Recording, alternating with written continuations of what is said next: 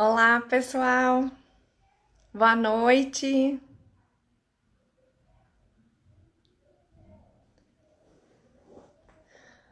Boa noite a todas e todos. Sejam bem-vindos à nossa live, a live do Direito das Famílias. É uma alegria poder estar conversando com vocês por meio do WhatsApp da Defensoria, do Instagram da Defensoria. Vou aguardando as pessoas chegarem. Elis, nossa colega, seja bem-vinda. Que bom poder ter vocês aqui. Quanta gente, né? Chegando. Então, logo, logo a gente vai começar a conversa. Hoje eu e o Paulo André, colegas, vou esperar vocês irem chegando. Daqui a pouquinho ele vem também. Todos me escutam bem? Tá tudo certo aí? Então, é com muita alegria que hoje eu venho representar a Defensoria em parceria com a ADPERGS nesse movimento do mês dos defensores e das defensoras públicas. E como todos nós, defensores, estamos trabalhando de uma outra forma nesse momento, a gente vai compartilhar com vocês as nossas experiências e trocar ideias. Então, aqueles que tiverem perguntas também são todas bem-vindas. É para que a gente possa dialogar, né? E esse é o propósito dessa live, que a gente possa trocar experiências. E o direito da família é tão rico em experiências. Cada um de nós tem situações diversas para contar, algumas bastante peculiares. Então é isso, é uma troca de experiência. Então, boa noite a todas e todos. E eu vou agora ver se eu consigo. É que vai dividir comigo essa live. Acho que ele está entrando. Quero dar as boas-vindas a todas e todos que já estão conosco. Conseguiu, Paulo? Tudo bem? Oi, tudo bom? Seja muito bem-vindo, meu colega Paulo André, que dividiu comigo uma sala no Foro Central por algum tempo. Acho que foram uns 2, 3 anos. E é uma honra estar dividindo contigo esse espaço, meu colega querido. Seja muito bem-vindo para esse diálogo. Valeu, obrigado, a honra é minha. Obrigado. Então, eu vou me apresentar um pouquinho. Meu nome é Patrícia, eu estou defensora pública há 16 anos. Trabalhei em algumas comarcas do estado, como Carazinho, Passo Fundo, Não Me Toque. Depois vim para Porto Alegre e atualmente eu desenvolvo as atividades junto ao Centro de Mediação. Também estou no Núcleo das Famílias, na dirigência, desde 2016. E com muita alegria represento a Defensoria nesse nosso bate-papo com o meu colega Paulo André. Então, o Paulo André, além de ser um defensor extremamente dedicado, eu posso dizer que é um amigo muito querido. Então, seja bem-vindo, colega. E aí você pode se apresentar. Valeu. Valeu, muito obrigado, Patrícia. Obrigado pelas palavras. É, eu, eu, eu passei por várias comarcas, eu sou defensora há 18 anos, um pouquinho mais que a Patrícia. E deixa eu ver se eu me lembro de cabeça todas, mas Rosário do Sul, Soledade, Agudo, São Sebastião do Caí, Guaíba. Aí, depois de Guaíba, fiquei alguns anos na administração, na subinstitucional. Depois fui para o Foro Regional do Alto Petrópolis, nas varas de família do Alto Petrópolis, foi uma experiência bem boa. E agora estou há uns 5 anos já, talvez, nas varas de sucessões, das varas de família do Foro Central, trabalhando com sucessões e com direito de família, normalmente na função de colidência, que me dá bastante contato com a parte devedora dos alimentos, né? Bastante preocupação com os devedores de alimentos, né? mas é uma honra muito grande terem me convidado e eu estar aqui. Estou muito feliz e acho muito legal estar aqui, muito bacana isso aí. Obrigado. Muito bom. Muito bom. É um bom momento para a gente poder se encontrar, já que pessoalmente já está um pouco mais exigente. E hoje foi assim, em busca de assuntos e trabalho.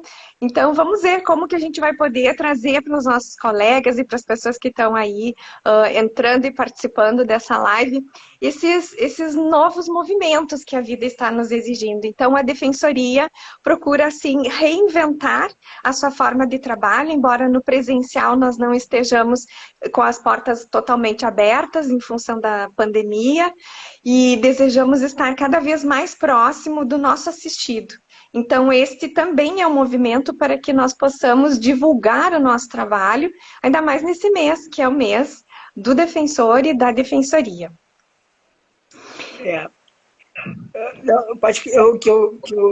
O que eu acho, essa nossa live ela pode ser uma prestação de serviços para as pessoas também. Acho bem legal que a gente pode trabalhar nesse sentido, porque a gente já conversou sobre isso anos, muito, eu e tu, e com colegas também, da importância que a gente sempre vê na hipótese de conciliação, na hipótese das pessoas conversarem entre elas, tentarem o mais possível conversarem entre elas e tentarem resolver o assunto sem precisar de um terceiro, porque se a gente pensar assim, hoje a gente vive tempos difíceis, mas o direito de família sempre foi assim. Quem vai decidir a vida de um casal com filhos, muitas vezes é um terceiro que não conhece esse casal, não conhece os filhos, não conhece a realidade das pessoas. Então, a importância que a gente vê, eu vejo, e eu sei que tu vês também, e muitos colegas que trabalham com isso veem, a importância de um sistema de mediação importante, um sistema de conversa pré-processual, uma coisa que não submeta as pessoas ao litígio, que elas possam conversar entre elas. E nisso, eu sei que a Defensoria, de algum tempo para cá, vem lutando bastante para implementar. A gente tem dificuldades, mas é bem legal o trabalho que está sendo feito, que a gente sabe que está sendo feito nas câmaras de mediação, que é uma coisa muito importante que a Defensoria está fazendo. E eu acho que a gente poderia aproveitar essa live para tu, que é a coordenadora das câmaras de mediação das famílias, né, poder transmitir para as pessoas também como é que elas podem fazer. É importante que elas, talvez, como eu falei, uma prestação de serviço, que elas saibam como podem ter acesso a isso, podem evitar um litígio, muitas vezes, até psicologicamente é bem legal.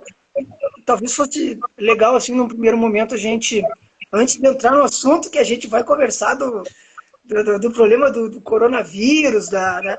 Mas esse próprio assunto ele pode ser resolvido muitas vezes numa conversa, mesmo em tempos difíceis, talvez até mais em tempos difíceis, essa mediação que tu faz. Então, talvez eu acho que fosse importante dizer assim, antes da gente entrar no litígio, dizer o que é mediação, o que as pessoas podem resolver entre elas com a ajuda da Defensoria Pública, né? Onde é que elas podem ir? Para quem elas ligam? Como é que elas fazem isso? Ótimo, Paula, obrigada. E é muito agradável falar sobre essa modalidade, essa técnica, é um método adequado de resolução dos conflitos. Então, a mediação veio como uma oportunidade para que a Defensoria pudesse, de verdade, expandir a forma de lidar e oferecer um trabalho diferenciado. A mediação já tem em si vários princípios, e entre eles é o da autonomia da vontade, né? Então, dentro desse movimento em que nós trazemos a autonomia para que as pessoas possam, por elas, achar o melhor caminho, vão aprendendo também a ter essa responsabilização, principalmente nas questões com filhos. A gente chama isso de parentalidade responsável. Nós estávamos acostumados a entregar uma parcela da nossa autonomia para um terceiro. E nem sempre a decisão desse terceiro vai agradar a ambos. Muito provavelmente agrade mais a um ou mais ao outro, mas na verdade ambos ficam sem ter uma completa análise da sua situação.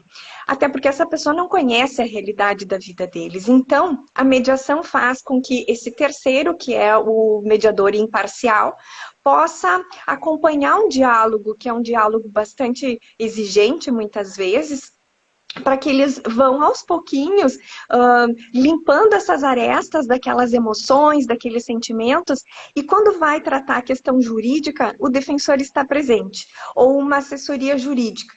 Então, a Defensoria conduziu esse trabalho para que no Centro de Referência em Mediação e Conciliação, que agora se localiza na Siqueira Campos, nós tivéssemos uma equipe de mediadores, considerando o volume. E uma equipe foi, então, formada de mediadores servidores, mas temos também várias câmaras de mediação conosco, que vêm de escolas de mediação, universidades com seus alunos, fazendo daquele lugar um espaço de laboratório, onde todos estão aprendendo com a supervisor de um professor responsável. Então, essas mediações, elas promovem essa autorresponsabilização, e na área do direito das famílias, ela depende de um curso bastante exigente e específico. Por isso, as mediações na área de família, elas vêm num segundo momento. Primeiro, em regra, a pessoa precisa fazer a formação em mediação civil para depois fazer a mediação familiar. E com isso, a Defensoria Pública montou uma equipe de trabalho capaz de atender a nossa demanda, principalmente aqui em Porto Alegre. Então, hoje, Paulo, eu vou aproveitar a oportunidade para dizer que os trabalhos de mediação foram retomados, ainda que com as portas fechadas. Como assim, né? Como que isso pode? Então, a gente foi se apropriando das questões da informática, né? E da internet. E estamos aprendendo, em todo o país, as defensorias estão desenvolvendo a mediação online. Então, como eu faço parte do CONDEG, que é o Conselho dos Defensores Gerais, no que diz respeito à mediação, fomos descobrindo que algumas defensorias ainda não tinham iniciado essa trajetória, mas a Defensoria do Rio Grande do Sul foi uma das primeiras. E nós também nos espelhamos em outras que já tinham iniciado o trabalho. E fomos pesquisando com os colegas de outros estados como que eles estavam fazendo, porque o nosso assistido, que é extremamente vulnerável, poderia não ter os equipamentos necessários para este momento da mediação. E nós fomos testando plataformas e acabamos por descobrir que o WhatsApp é universal. Então, muito embora as pessoas estejam nessa linha de vulnerabilidade econômica, às vezes o vizinho tem um celular, às vezes eles pedem emprestado e fazem uma troca com esse vizinho, outras vezes eles mesmos já têm internet disponível. E eu percebo, Paulo, que eles estão muito abertos, os nossos assistidos, a esse movimento. Então, eu vou deixar por aqui e tu vai me perguntando se tem mais alguma questão aí. Não, é que aquelas coisas de live, né? Porque eu sei que o assunto é o coronavírus, a pandemia, como é que vai se fazer a convivência, como é que vai se pagar os alimentos, mas isso eu acho muito importante, porque a gente tem um antes desse litígio, e esse antes pode resolver. A gente trabalha a vida inteira no fórum, eu e tu trabalhamos em audiências ao mesmo tempo, olha... Quantas vezes? 20 por semana? Sei lá. Muitas. E quantas vezes a gente chegava nas pessoas, antes da audiência, a gente procurava ali no saguão do fórum, a gente procurava que a pessoa... Ah, o senhor tem audiência agora, às 14 horas? É. Mas o que é exatamente?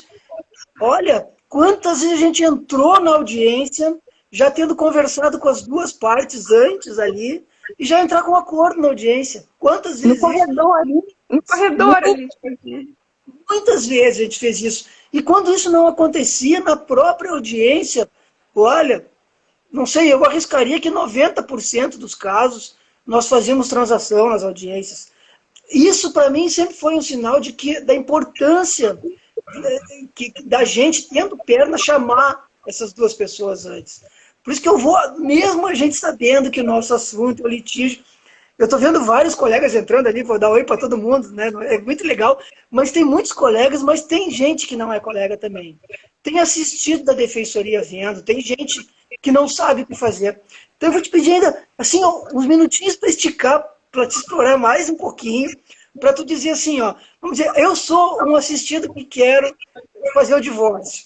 Eu tenho lá o filhinho pequeno, eu quero fazer o divórcio, quero pagar alimentos, eu quero fazer mediação, eu não quero processo, eu não quero litígio. Para onde que eu ligo?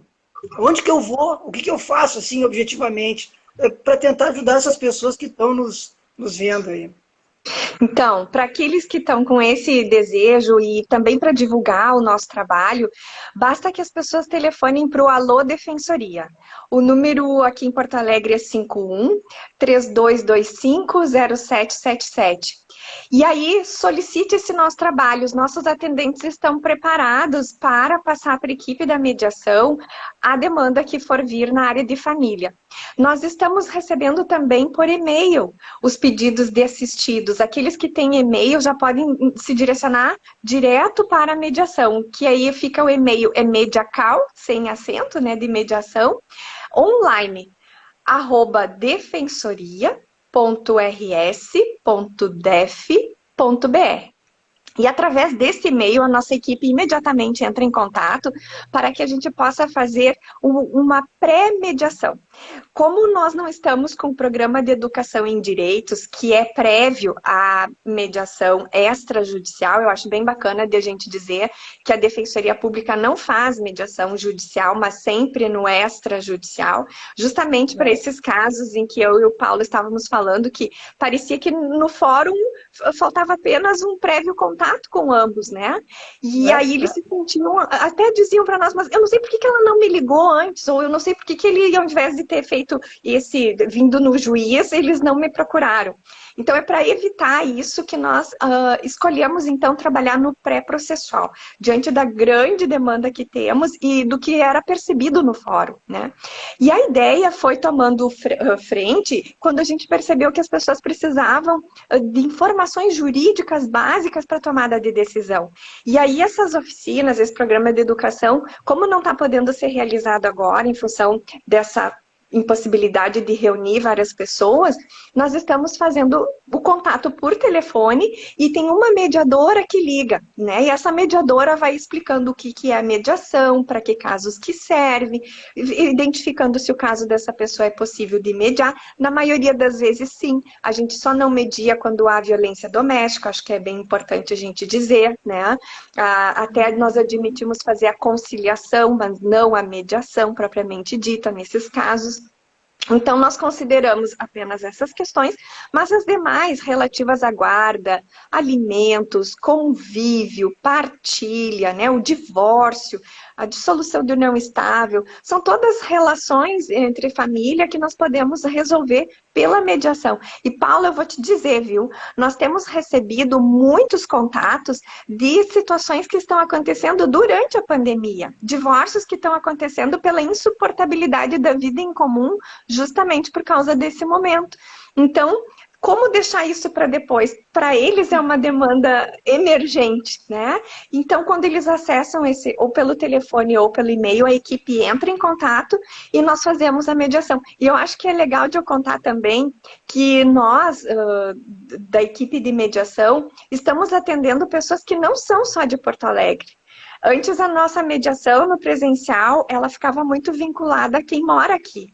Agora não, a gente conseguiu expandir, então esses dias nós já fizemos várias mediações envolvendo pessoas que moram em cidades do interior. E eu acho que esse movimento veio para ficar.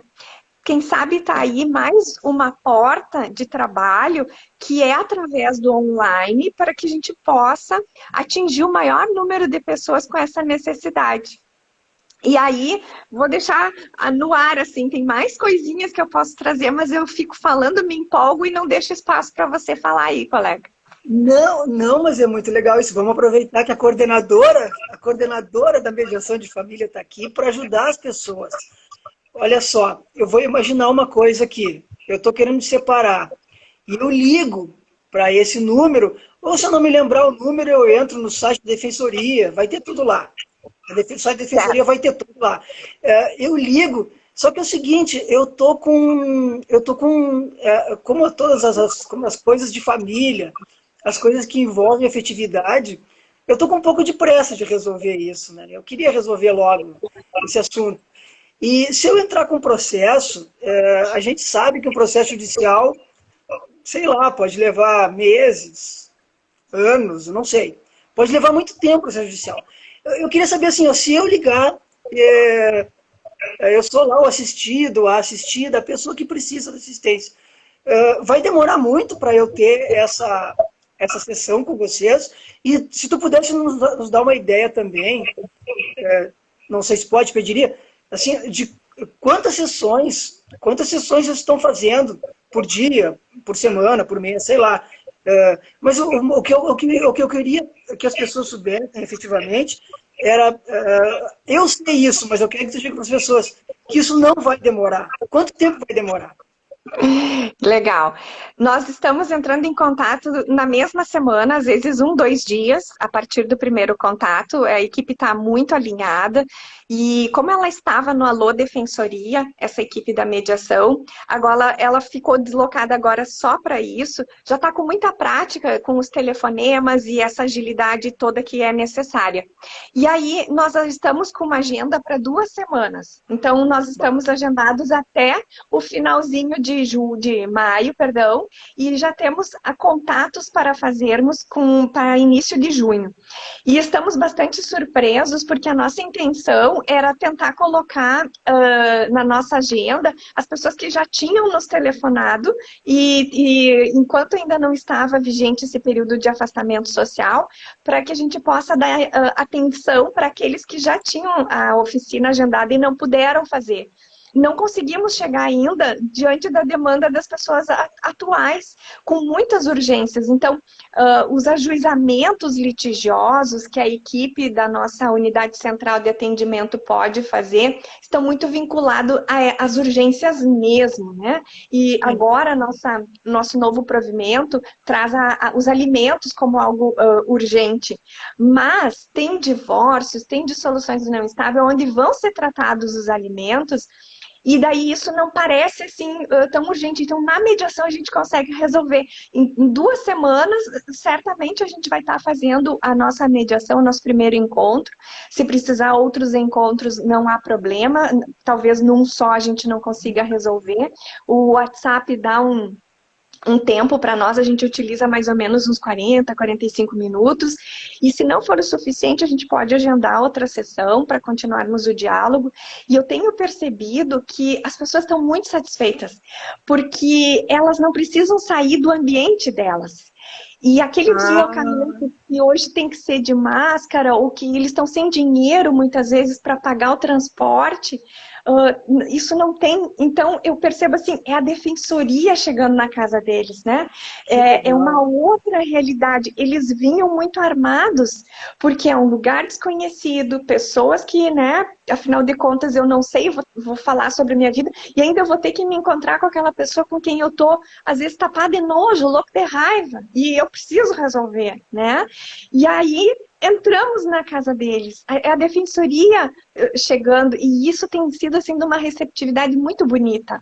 Por isso eu trago essa percepção, assim, de que eu mesma tinha uma restrição, será que vai dar certo, né? Online, como é que as pessoas, será que vão entender que é oficial, que é da Defensoria do Estado?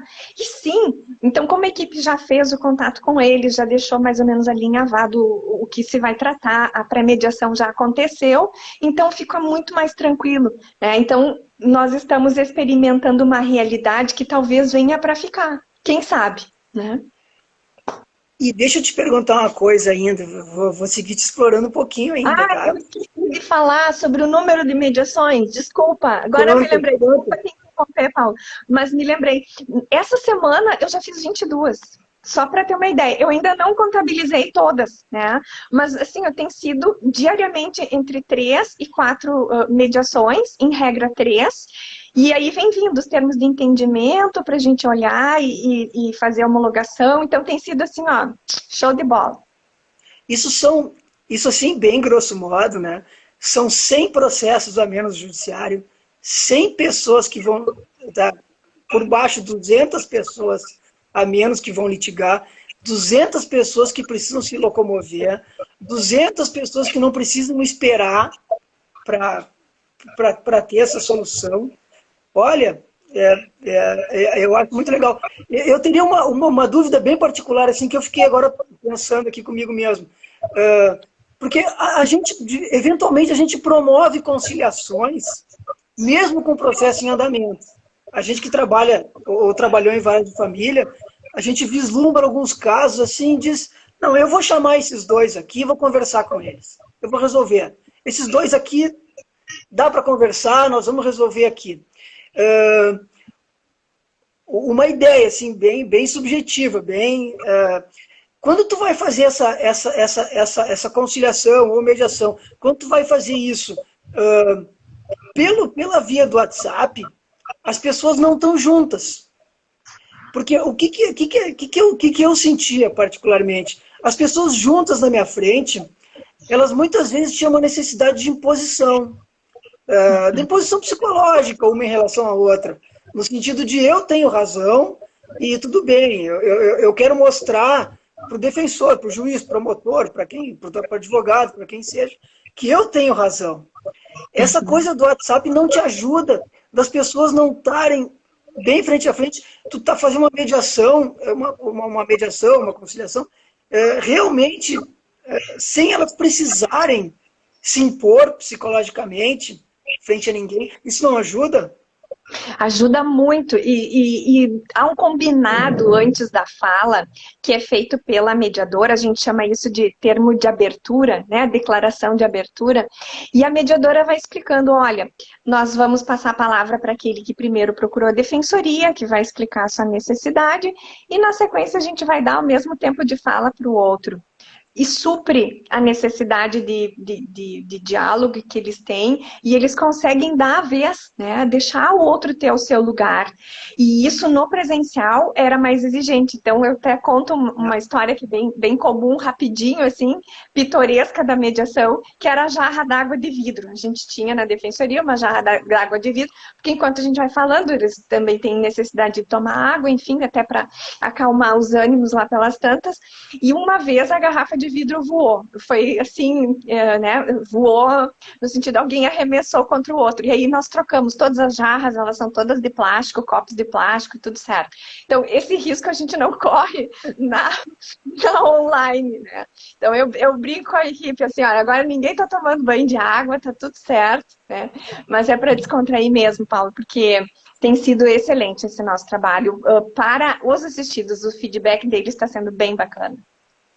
E na prática, como é que se concretiza isso? Eu concordo, eu aceito essa transação. Como é que isso vira, ainda pensando em quem está nos assistindo e quem não é colega, oi para os colegas, para quem não é colega ainda está assistindo, qual é a garantia que eu tenho que o que eu aceitei é o que vai estar no processo? Porque eu estou num WhatsApp, eu estou num ambiente virtual. Eu estava acostumado a estar numa audiência com defensores, promotores, juízes, advogados, e aí saía uma ata, eu assinava a ata, levava uma ata para casa. Como é que eu fico nessa ideia virtual aí? Como é que eu sei que o meu acordo vale? E vale. Então, temos umas regras do CNJ sobre essa validação, né? E em diálogo também com as outras defensorias do país, nós vimos que estamos fazendo muito parecido com eles. O aceite, que é assim que a gente chama, vem pelo próprio WhatsApp. O aceite. Então, a gente envia o texto do termo de entendimento para eles e no final eles vão responder sim, concordo ou não. Se eles disserem não, o que está faltando para ajustar, de repente não ficou bem colocado alguma coisa que eles gostariam, a gente refaz o termo naquela parte e depois eles já respondem no próprio WhatsApp, sim, concordo. Então, esse sim deles, ou o concordo, eles vão sempre orientados a responder, também vai junto com uma fotografia da nossa sessão. Então, nós Ah, fazemos um print da tela, né? E vai com a foto da nossa sessão. Tem sido assim, né? Para confirmar a participação deles. E o aceite vem pelo WhatsApp, que também a gente faz um print. E assim está sendo em todas as defensorias. Estão comentando assim que existe até uma assinatura eletrônica por e-mail.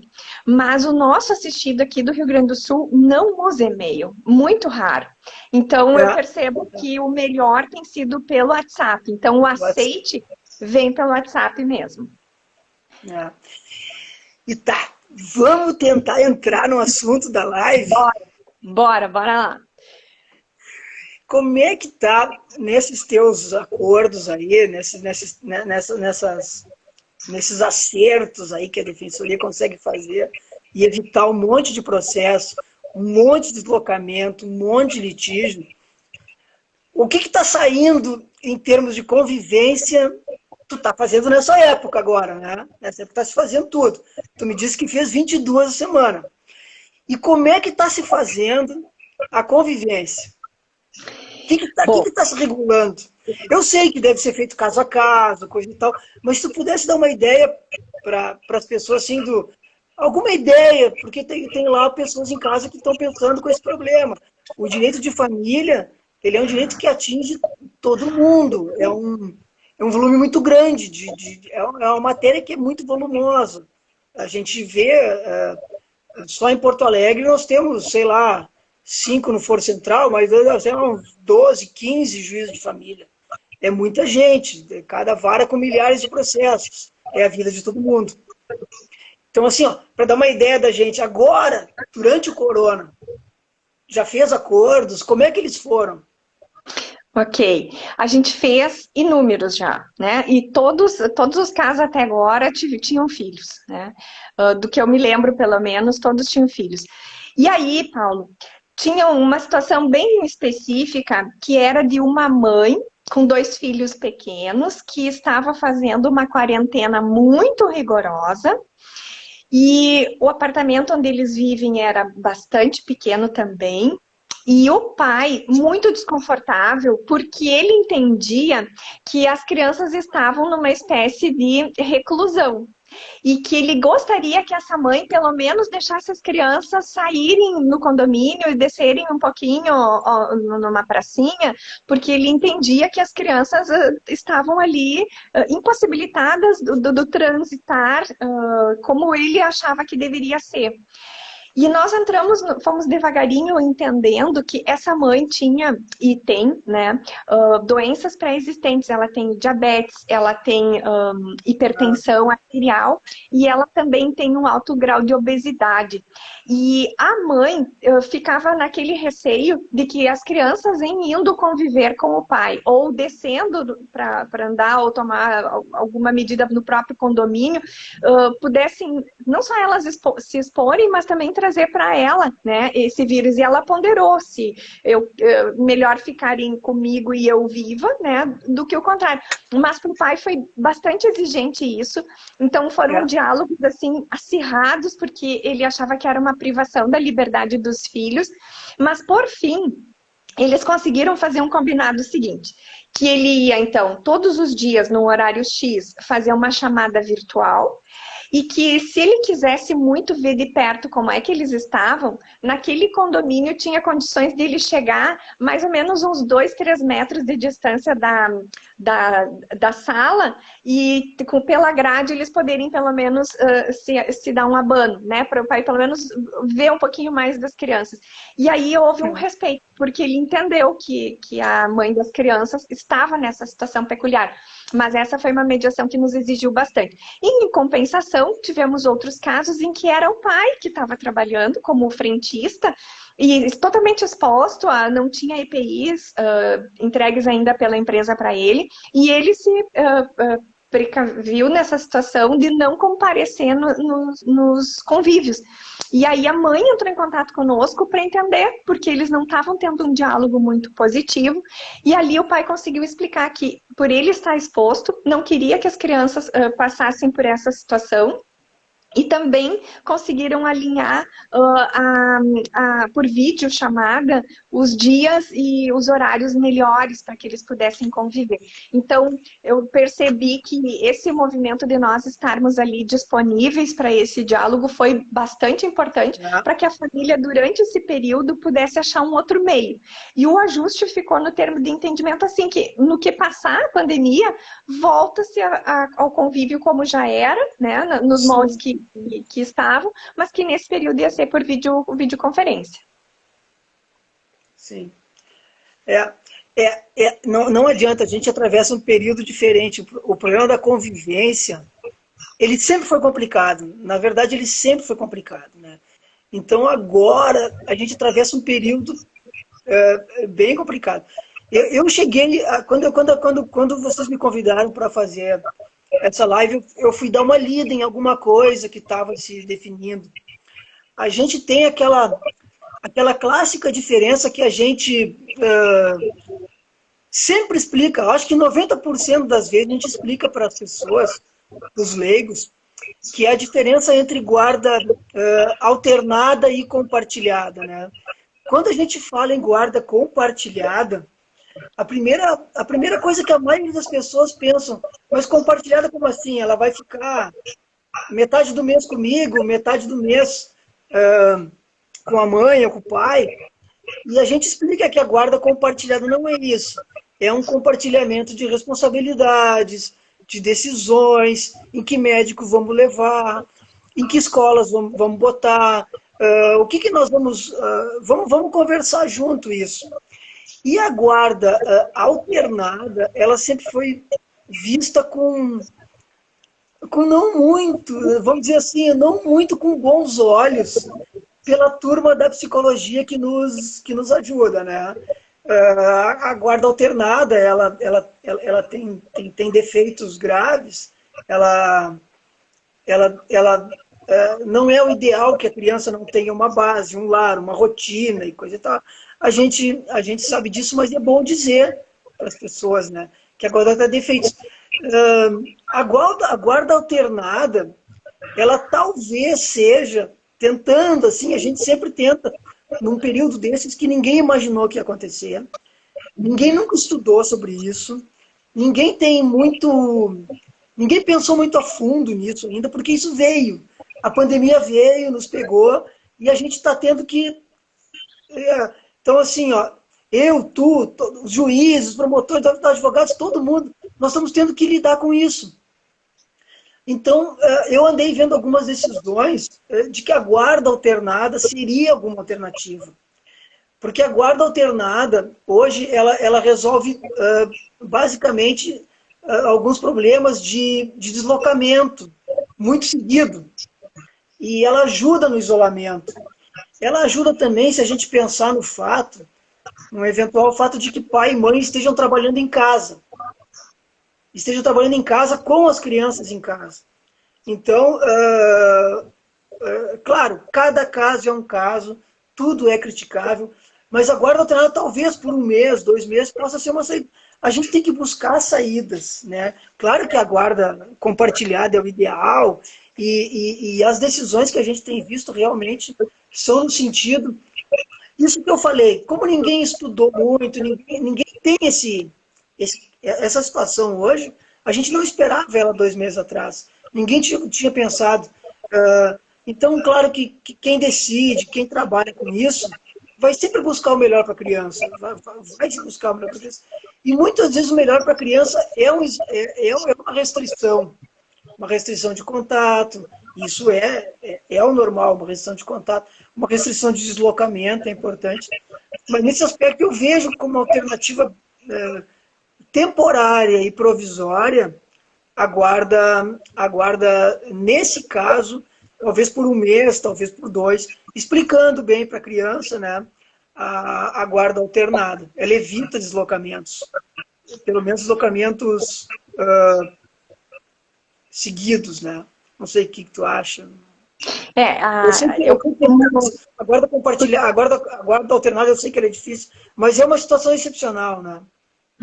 Eu acho que todas as propostas são bem-vindas, né? Até agora eu não tive nenhum caso de alternância de residência, né? Que é isso, que a guarda compartilhada ela não prevê a alternância de residência, mas sim uma residência de referência.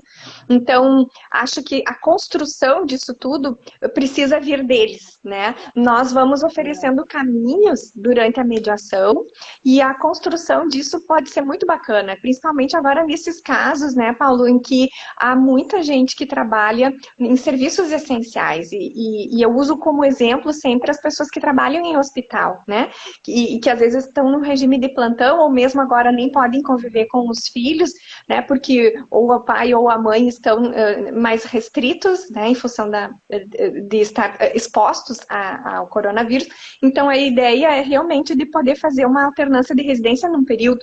Eu acho que tudo é possível e se atender às necessidades daquela família, show de bola, né?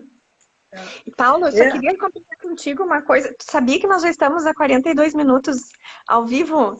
E a gente tem um tempo curtinho, daqui a pouquinho nossa live vai... Eu acho que é o Instagram que tem um tempinho curto, né? Acho que a gente vai ter que dar uma sequência aí para nossa fala. É que nós conversamos muito, Patrícia. Juntos a gente conversa muito. Mas não sei, tô por ti, tu que manda aí. De repente, a gente poderia... Claro, a ideia da convivência, a gente vai esbarrar no caso a caso. A convivência, ela é importante que se avalie caso a caso. A gente estava pensando sobre isso. Uma criança, por exemplo, que tenha problemas respiratórios, ela não pode ficar nem um pouco à mercê de um deslocamento, claro, a gente tem que partir do pressuposto que, e vamos tentar acreditar nisso, que é o que a gente sempre busca, que pai e mãe querem, obviamente, o interesse da criança. Então, se um pai tem uma atividade que precisa sair de casa, ou uma mãe que precisa risco, que precisa exposição, gente, vai acabar uma hora, esse período vai acabar. A notícia boa que a gente tem nessa nossa... A gente tem o título aí da live, que eu não me lembro bem qual é, coronavírus, durante o coronavírus, mas assim, ó, a notícia boa que a gente tem é que vai terminar. Então nós estamos falando sobre uma coisa provisória.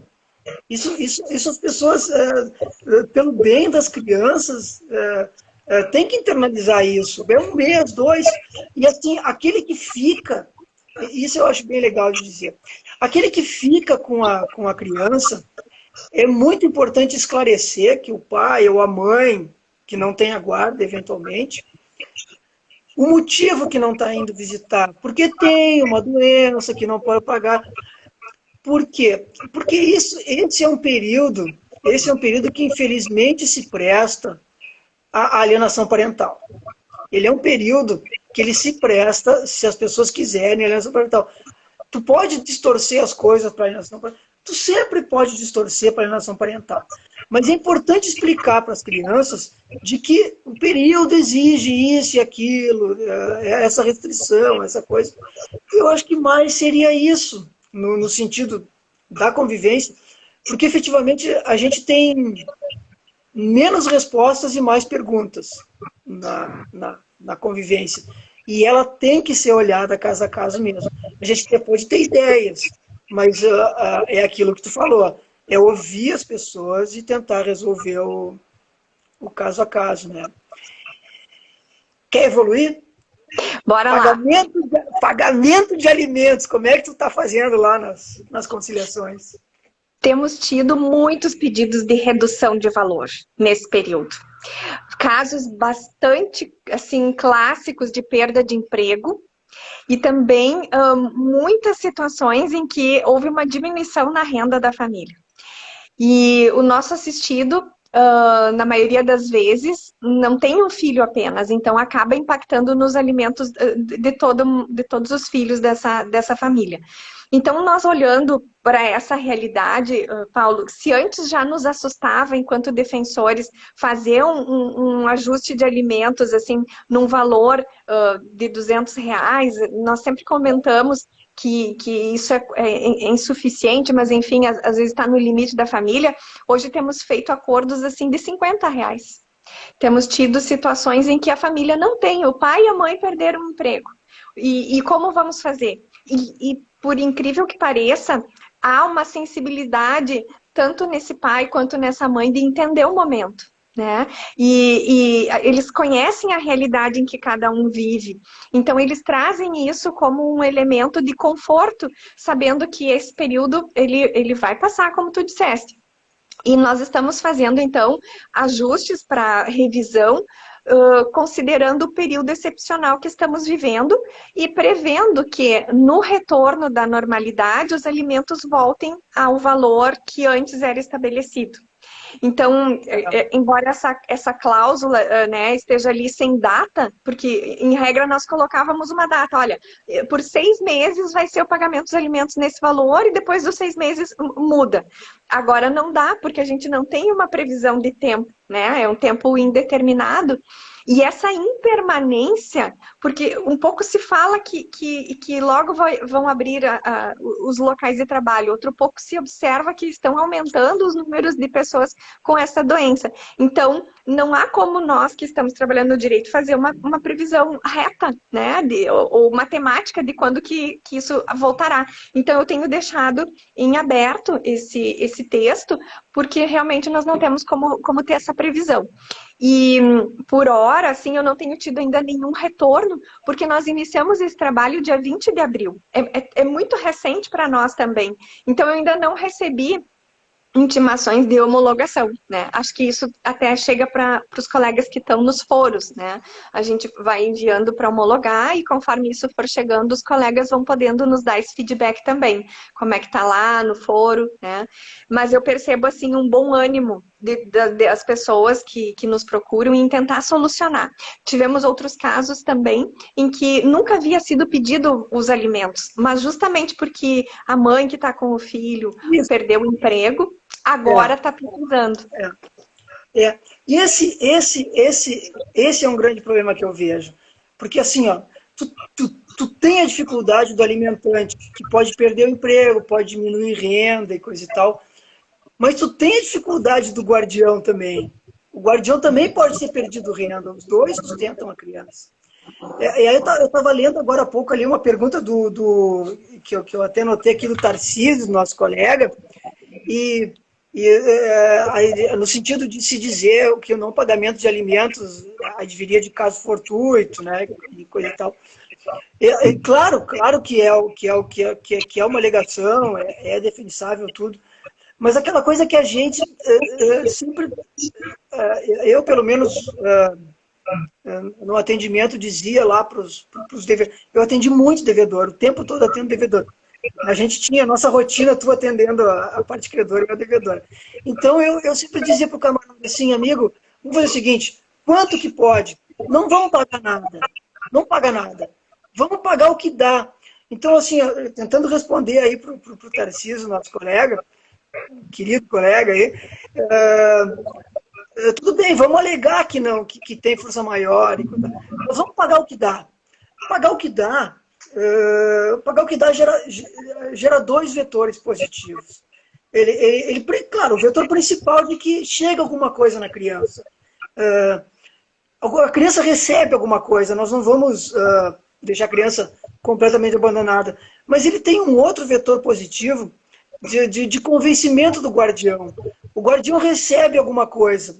O guardião não recebe nada. Ele não vai ter aquela ideia dele, assim, no sentido... o filho é só meu, o outro não está nem aí. Não, o outro está aí, o outro está ajudando com o que dá. Até num futuro acordo, pagar o que dá, pagar o que pode, ajuda, se for de boa fé, ajuda. Claro que nós vamos ter decisões agora no porvir aí, que a gente não sabe o que vai acontecer. O que não vai dar para admitir é a gente ter milhares, se não milhões de presos por alimentos em função dessa crise econômica que está acontecendo hoje e que vai perdurar por algum tempo, infelizmente. E nós vamos ter milhares, milhões de presos, mas milhares e milhões de crianças sem receber alimentos também. Essa situação a gente tem que pensar alguma maneira. nós temos que o período é novo, nós temos que ter alguma coisa que a gente pense para resolver isso. É difícil, vai ser difícil, não tem mágica, mas a pergunta do Tarcísio ali, no sentido de alegação, é válida, acho que não vai ser preso, tudo bem, mas o pagar ajuda a criança e ajuda o dali para frente alguma transação também. Eu acho que sempre há um caminho, né? Eu acho que é importante a gente deixar essa mensagem, assim, de que sempre há um caminho, né? Pode ser que nesse momento não esteja como se gostaria, mas está em situação excepcional para todos, então nós vamos achar um caminho, né? O caminho do meio, que é o diálogo entre o pai e a mãe, que ao fim das contas, ambos o que querem, né? É o bem-estar da criança, pelo menos é esse o foco que a mediação tenta trazer para a questão da parentalidade responsável, né? Então, há possibilidades, e eu sei que o Paulo é um estudioso da área e busca sempre informações sobre alternativas, né? Porque o profissional do direito e nós defensores, nós atendemos tanto o pai quanto a mãe. Então, é muito exigente que a gente se posicione sempre pelo pedido de prisão, porque num outro momento nós estaremos fazendo também a defesa desta pessoa, desse pai ou dessa mãe que não está conseguindo honrar com o seu compromisso assumido, né, da obrigação alimentar. Então, Paulo, tu disseste antes que tem alternativas. Existe algo que esteja pensando, assim, algum pensador que possa trazer alguma novidade nessa área para quando o pai não está podendo alcançar o valor? Não tem mágica, né? Dinheiro não dá em árvore, nós vamos enfrentar uma crise econômica com o empobrecimento da população. Essas pessoas... O Brasil inteiro vai empobrecer, a economia vai empobrecer, vai ficar mais difícil, tudo é mais difícil. Assim, eu andei, quando eu falei antes, quando convidaram para a live, eu digo, vou dar uma lida em alguma coisa, alguma novidade. Tem um juiz de direito, que se eu não me engano é do Espírito Santo, que ele escreveu um artigo que eu achei bem interessante. É um artigo bem longo, bem complexo e bem polêmico, né? Ele propõe uma espécie de criação de um fundo de garantia, eu não lembro o nome exatamente, mas tipo um fundo de garantia de alimentos. A matéria é muito polêmica, mas ele faz algumas analogias bem interessantes. Ele faz analogia, porque esse fundo de garantia de alimentos seria, grosso modo, e essa é a crítica dele, essa é a crítica para o sistema, seria o Estado pagar os alimentos para as pessoas que o pai não paga. Ou seja, todos pagariam os alimentos daquele pai que não pagou. Isso é muito criticado, a matéria é muito polêmica. Mas eu acho que é Rafael Magnon, não me lembro o nome desse juiz. O artigo dele, ele vai nisso, ele rebate esses argumentos, ele faz uma analogia com o seguro-desemprego, por exemplo, que ninguém paga e o desempregado recebe. Ele faz uma analogia com a LOAS, que é, se eu não me engano, a Lei Orgânica da Assistência Social. A gente pode fazer um pensamento assim, super sujeito a críticas, tá? Mas a gente pode fazer um pensamento assim, uma pessoa com mais de 65 anos e com uma renda familiar inexistente ou ínfima, eu não me lembro bem da renda do LOAS, se eu não me engano é metade ou um quarto do salário mínimo, é bem pequena a renda que o camarada tem que ter, mas o camarada tem mais de 65 anos e ele tem ele comprova uma renda familiar muito baixa. Esse cara ganha um salário mínimo por mês. Tá tudo bem, tá tudo certo, coisa e tal. Só que esse camarada, os descendentes dele, os filhos deles, também tinham a obrigação de pagar alimentos para ele. E a gente, como sociedade, não questiona isso. A LOAS vem e paga o salário mínimo para o cara correto, tudo certo. Mas e por que não se faz isso com a criança? A proposta do juiz é meio generalista, mas a gente teria que pensar em alguma coisa, poderia pensar em alguma coisa. Por que não se faz isso com uma criança até 5 anos, até 7 anos, até 10 anos? Por que não se paga também? E com uma diferenciação isso não é ideia minha, a ideia que eu li no artigo, eu posso disponibilizar o artigo aí para quem quiser, pela Adpergs depois. Poderia haver uma subrogação do Estado nesse direito, ou seja, o pai não pagou, o Estado paga e subroga no crédito. Ah, mas o Estado vai pagar e o pai não vai pagar o Estado. Bom, então o pai não ia pagar a criança e ia ser preso. Nesse artigo, esse juiz, é bem legal o artigo, ele faz algumas ponderações no sentido que uma prisão civil custa hoje para o Estado 2 mil por mês. Nós sabemos que os créditos de alimentos ali das varas de família, a maioria deles é em R$300, R$200. Ou seja, eu vou prender um camarada e vou gastar 2 mil, eu, Estado, nós, sociedade. Nós vamos gastar 2 mil para manter o cara preso e não vamos dar 200 para alcançar para a criança. É super sujeito a críticas. É super, porque eu sei que a prisão gera coação, todo mundo sabe disso. A prisão gera coação. Aqui alguém está me dizendo, o juiz é o Rafael Calmon. Esse aí mesmo. Eu acho que é do Espírito Santo, né? E a prisão gera coação, essa seria talvez a maior crítica ao artigo. Ele é bem completo, ele menciona, inclusive, que esse tipo de fundo de garantia para alimentos, que para nós pode parecer uma coisa... mas que é isso?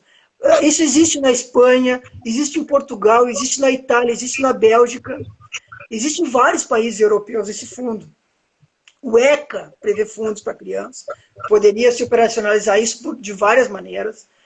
Mas, enfim, a gente tem que pensar em alguma coisa para não ter milhares e milhões de presos e milhares e milhões de crianças sem nada a receber. É uma ideia incompleta. É uma ideia incompleta, é uma ideia que sujeita a muitas críticas. O próprio artigo dele, onde ele publica lá, tem diversas críticas depois que vem ali. Eu vou disponibilizar pela Adpergs, se alguém quiser ler, é bem legal.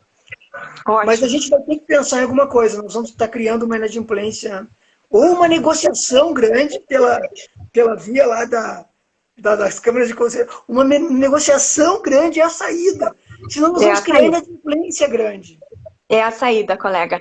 E eu agora, nos encaminhando para o final e de toda essa exposição, esses textos são exigentes na hora da leitura, inclusive, porque desperta em nós vários sentimentos, né? Eu achei muito bacana que tu pôde trazer esse pensamento e que bom que os colegas estão aí aproveitando para pensar nesse momento algo diferente. Tudo bem, nunca veio uma informação dessa, mas quem sabe surja desse movimento da pandemia outras possibilidades que até agora nunca foram aventadas.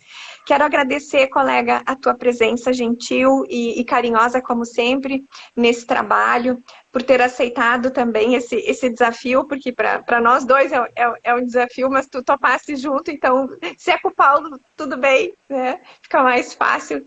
E agradecer a todos que participaram, que enviaram perguntas, comentários. A nossa ideia era fazer um diálogo mesmo contigo que está aí do outro lado, com o pessoal aí de casa. Podem enviar sugestões e perguntas, a gente vai tentar responder. E agradeço mais uma vez à Defensoria e à Adpergs pela oportunidade. Um abraço para você, Paulo. Valeu, Patrícia. Eu que agradeço. A Samara está me dizendo aqui, a Samara é 54, está terminando. Então, assim, ó, agradecer a ti o convite e dizer que eu sempre me lembro de ti quando eu tenho um pensador que diz alguma coisa assim, tipo, eu não sei quem é o cara, nem pensador, é um cara normal. Ele diz o seguinte, que o prazer das grandes pessoas é ajudar as outras. As grandes pessoas se sentem muito bem ajudando as outras. E isso eu vejo muito em ti. Então, por isso que eu aceitei a live para fazer contigo, porque eu vejo demais em ti. E isso eu vejo em muitos colegas. E dizendo isso para ti, eu digo isso para muitos defensores públicos, muitos colegas nossos, que eu vejo que o prazer de muitos defensores, muitos amigos defensores meus, é ajudar as pessoas.